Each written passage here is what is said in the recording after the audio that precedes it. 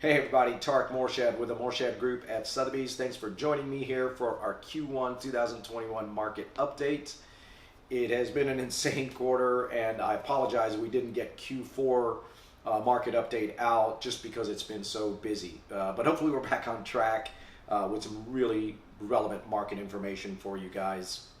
So I'm going to go ahead and dive right in. Q1 was an insane quarter. We have seen 11% appreciation since January and to the end of March alone. We are at record inventory levels at 0.4 months supply. To put that in some perspective, a balanced real estate market usually would have a 6-month supply where buyer and seller demand are meeting in the middle. And that is basically calculated on a run rate of how many homes are selling over the last 12 months and how many homes are currently available. Well, at a 6-month supply, you would have about 13,000 units on the market. Currently at 0.4 months, that equates to 1,800. And we were already extremely low at 1 month. We were running 1 month from last August, but we dipped even further in Q1. And that's easily the lowest inventory I've seen as long as I've done real estate in my 20 plus years. And I've seen environments at 2 months, which is extremely low.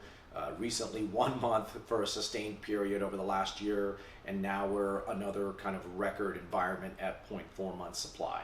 At 0.4 months supply, obviously it's like literally 2 candy bars for 1,000 people that want those candy bars, and there's no candy bars. And so you can imagine the feeding frenzy that happens around that, and that's absolutely showing up in the real estate market, and therefore you're seeing 11% price appreciation just in Q1. It also means that on average, buyers are having to go 20% over list on that tier 1 wow home, which is pretty insane. That is entering categories or territory, I should say, of coastal cities, New York, California markets, and so on, and that's just something that's unprecedented for Austin. While we've been one of the best growth cities in terms of real estate appreciation for the last 15 years, this is a whole new place for us. And then what else here? We also have our active listings are down 74%. You know, we've got a lot of clients, sellers that are wanting to sell, but they're worried about where they can go and or the premium they're having to pay. So you've got a real bottleneck on new inventory coming on the market. So it's just been a pretty insane market. Significant factors leading to this environment. There's 4 or 5 of them. One is our in-migration numbers, and these are not in any particular order.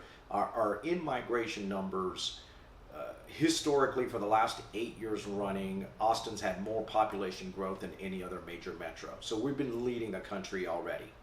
Then last year, and by the way, I'm sorry, what that really means in terms of numbers is we've been averaging about 55,000 people a year in terms of net in-migration, which is a pretty insane number.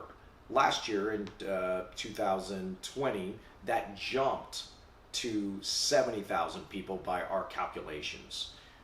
So then that's another 15,000 people looking for housing in Austin when we were already at record inventory levels of 1 month supply. Okay, tied to that, major supply chain issues.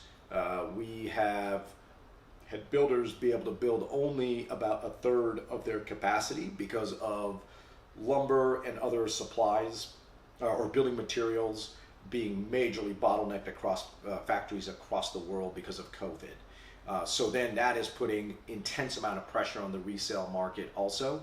And to give you some context, pretty much in every builder in January across the city, any big builder, you were at wait lists of 200 to 300 people and in auction environments, which is something I've never seen in all my time in real estate. Currently, that's gotten a little bit better to maybe wait lists of 100 to 120 people, but that's still a really, really deep bottleneck. Company relocations.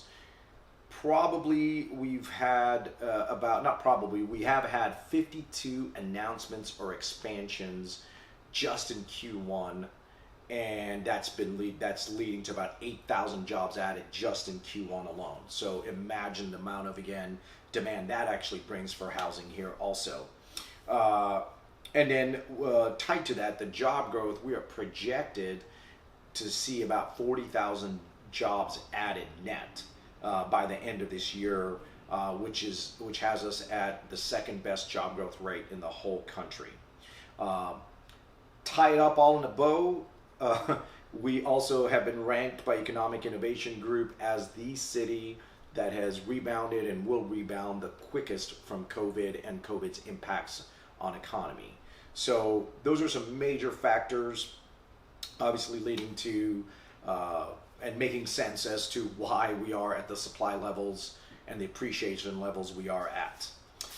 To go a little bit deeper into what that really means in terms of some different price bands, from 0 to 500,000, we're currently at 0.2 months supply. Again, kind of like the overall market at 0.4 months, literally nothing. That's down by quite a bit from the quarter prior. Between 500 and a million, we are down to 1 month, and we were previously at 3 months. That would be the equivalent of about 6,500 units. And in 1 million to 2 million, we are at 3 months supply, and that is also down from 5 months. And above 2 million, we're literally at 0. So not that every price band isn't severely undersupplied, but interestingly enough, the bookends, right? The entry level and then the ultra luxury, higher price bands in terms of what we would consider high end are literally nothing. And let's see here, our average sales price, interesting note, for out-of-town buyers currently $900,000, whereas your average sales price for buyers that were already here in Austin at $450,000. So you're seeing a pretty massive impact from buyers and folks relocating here. Kind of goes back to those in-migration numbers, right? We're seeing a huge jump from an already extremely strong growth in migration. And with that is also coming buyers with a lot more purchasing power, and combined with record low inventories, it's really causing the spikes in multiple offers to go well over 20% in list price or more. So looking ahead, I think we're going to end up, guys, at 20% higher on prices by the end of the year. That might even be conservative. Like I said earlier, we're already 11% up just in Q1. And I don't think we're going to see anything more than a 1 month supply till the end of the year. I think it's going to remain uber competitive, like I've just explained and shared. And, I just don't see the relief, because supply chain issues are not predicted to unbottleneck, if you will, till next year some point, maybe the end of this year. But it's not like builders can just go build a bunch of homes and have a bunch of homes ready tomorrow, right? It's going to take a while. And then the in-migration numbers, they're not going to be as strong as last year, but still above 55,000 people. And I don't think that's going to slow down until next year either. So, that's kind of what I see looking ahead. As always, reach out to us for maybe some specific data for your particular area or your price band. If you want to talk, we're always here for you guys. And I hope this has been incredibly helpful. As I always say and share, we are all about value add and really wanting to make a difference and bringing something to you that's different, that's educative and different. But please do reach out to us on anything. Thanks for joining us. Go to our website and our social media handles to see, again, all past market updates and the full update here. And we'll see you next time.